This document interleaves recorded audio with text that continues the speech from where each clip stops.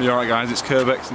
Today, it's cold January and we're down in Clifton, next to the River Irwell, where we're going to be exploring with Martin that viaduct up there, which was built, I think it was at least 150 plus years ago, and believe it or not, it was for sale for £1, because obviously the maintenance and stuff is quite expensive to maintain something that's hundreds of years old. But we're going to go and hopefully get on the top of it and see what lies ahead up there.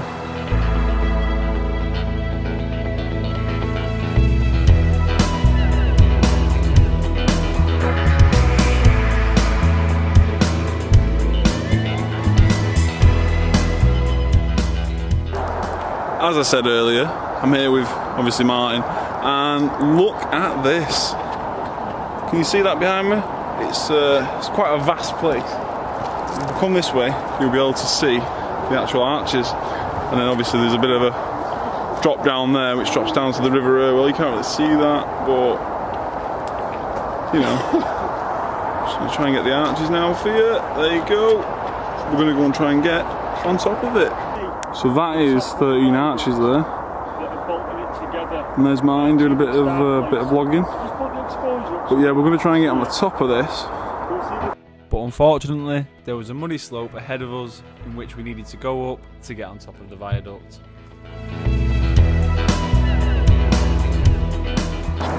So we've made it up on the top, and luckily for us, there's a hole in the fence. Whee! And now we're going to try and have a walk through there and hopefully explore all the way across. Alright guys, we've just walked through that tree because obviously it's fell over in the way, and now we're just going to go through, try and get inside here. Oh, my bag's getting caught on all the twigs and stuff and debris, but we're actually now on top of 13 arches, and oh, getting hit quite a lot by twigs and branches. I don't want to scratch the lens on my camera. There's a bit of barbed wire there. Ow, ow. Barbed wire. And on the other side of this, there's a martin. This is the top of 13 arches.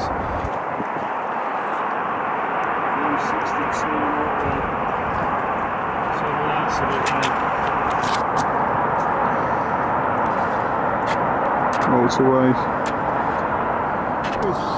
So the history of this viaduct is that in 1846 it was constructed to carry trains from Manchester to Rossendale along the Manchester Bury and Rossendale Railway over the Irwell Valley, which obviously I think this is oh, I've just walked out of frame there, but this is the Irwell Valley. It's got 13 arches, but I've only counted 12. Typical British job that. Probably does have 13. It crosses the River Irwell as well, I think. Further up that, yeah, it's that way. Further up that way, it crosses the Irwell. And the line used to lead into what was once known as Clifton Junction Railway Station, which is that way somewhere. And I think there is a tiny bit of remains left there. I'm not too sure how much, but I suppose we'll find out. Alright guys, if we've all got over the fact that I have no hair, I'm just going to quickly show you from the top of the viaduct. You just heard my what's it called? My tripod smashing against the good old stone wall. But that down there is the River Irwell, which eventually flows into Manchester city centre. So this is the other side. Danger, razor barbed wire. Alright guys, so we missed it on the way up here, but we've actually found, and remember it was built in 1846 or 1845, this viaduct. We found a huge wooden pillar. I don't know if it's a pillar, I don't know if I'd say pillar. It's like a huge wooden, it's a signal gantry, that's what it is, because in the olden days obviously they used wood because it was, well, probably cheaper, probably easier to manufacture and manoeuvre, and probably a bit lighter than stone. But yeah, I can't really show you too close because there's a lot of shit in the way. But look at that. You can see it now. Obviously it would have at one point gone over the top, probably maybe had signals on it, and if it didn't have signals on it, it would have had maybe signs on it saying like Clifton Railway Station or Junction ahead. But yeah, it's just amazing really that they managed to do all this over 150, 60, 170 years ago. It would have been 170 plus years ago, and finally it's opened up a bit. Alright guys, so we've just been onto the Clifton Viaduct, and now we're going to go and have a look on this side. Over, is it the M62? M60, yeah, it used to be the M62, didn't it? It's the M60 now. We're going over there to see if there's anything left of Molyneux Brow Station. Molyneux Brow Station it is. So let's go.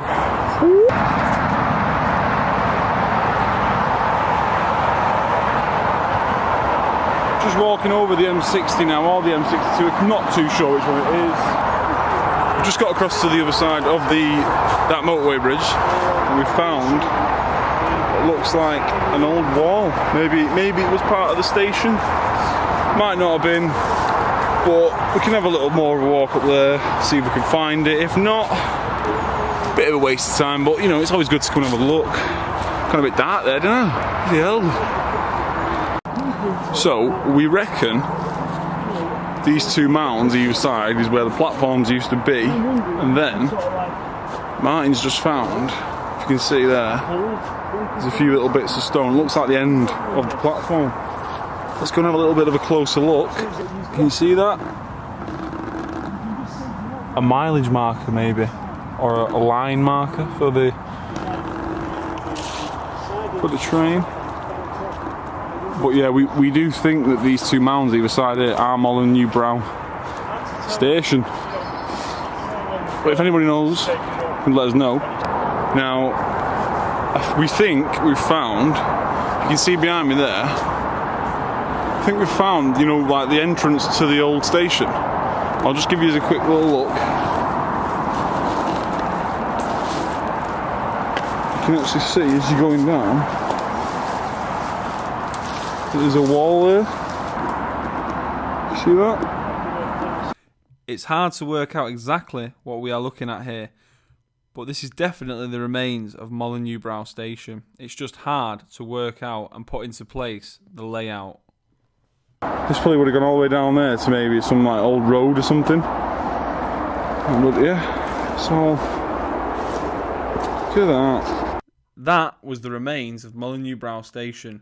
And now we're going to head further down the line towards Clifton Junction Station to see if there is any remnants of where this line connected with the main line at Clifton Junction Station.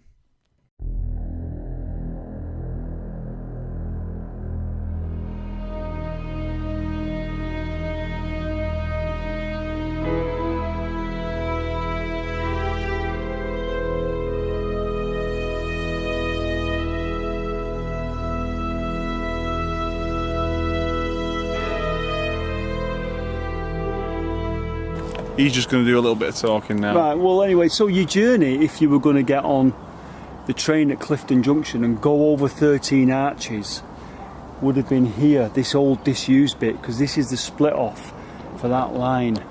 But fascinating to think this little part of the station has been well knocked down, but not quite, and there's evidence of the platforms and the buildings and everything. Amazing stuff, eh? There's supposed to be a subway that led up from somewhere that I've read. There's an evidence of an old subway that came from, I'm going to go over that, back over the other side and walk down the other side of where we've just been anyway. I won't go on about it, but I'm going to look for evidence of the subway as well. Which is still alive today. So Martin has just found the holy grail of subways. Old subways. If I just spin this round now. So that's Clifton Junction. Yeah. Clifton Junction Station. And down there is the subway that goes underneath the station. Probably to get passengers from one side to the other safely. BRBCTA12. Look, that's the station platform. Up there.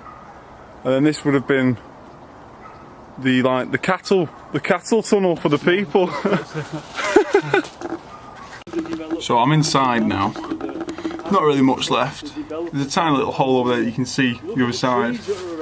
But ain't it mad that it's just left here in nature? No one even knows. No one ever sees anymore. So fantastic. This is the forgotten station.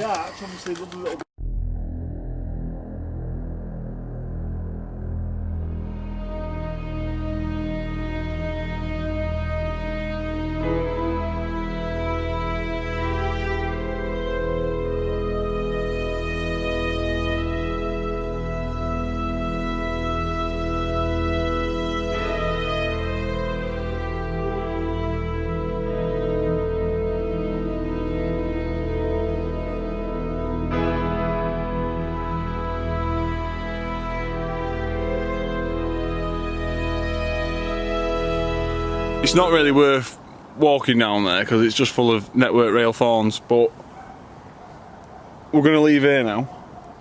Nice little find, and then we're going to go and have a look at something else, which is to do with this railway line. And I think, what's the tunnel called? It's called Clifton Hall Tunnel. Clifton Hall Tunnel. It's known locally as the Black Harry Tunnel, or it was known as the Black Harry Tunnel. Don't know why it's called Black Harry Tunnel, but it's associated with a disaster that happened. So let's go and have a nosy at that one as well. So we've just left the subway at Clifton Junction Station, and we are now going to head further up the line to see if we can locate the remains of Clifton Hall Tunnel, also known as the Black Harry Tunnel. So we're in Swinton now. We've come away from Clifton and we're looking for the entrance to the Black Harry Tunnel, and we found it. It's not really much to look at, but you can see it all across there. So I'll show you a bit closer. Spin this round for you. You see that? That is all that's left of Clifton Hall Tunnel, or Black Harry Tunnel as it's known. You can Google it up.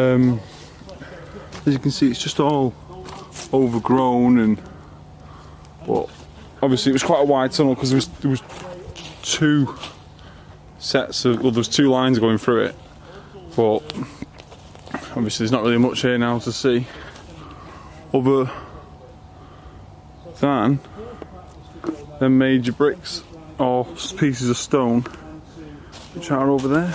Ooh, just fell over then a little bit. Look at that. That is basically the top bit, the top of the tunnel, that. And then now it's been taken back by nature. There's a foxhole. There's a foxhole there. But yeah, this is where the 13 arches railway line would bring you. What you can see in this clip is the top section of the tunnel peeking through the undergrowth. The next picture shows how it would have looked, and the red arrow is pointing to what we have just seen in the previous clip.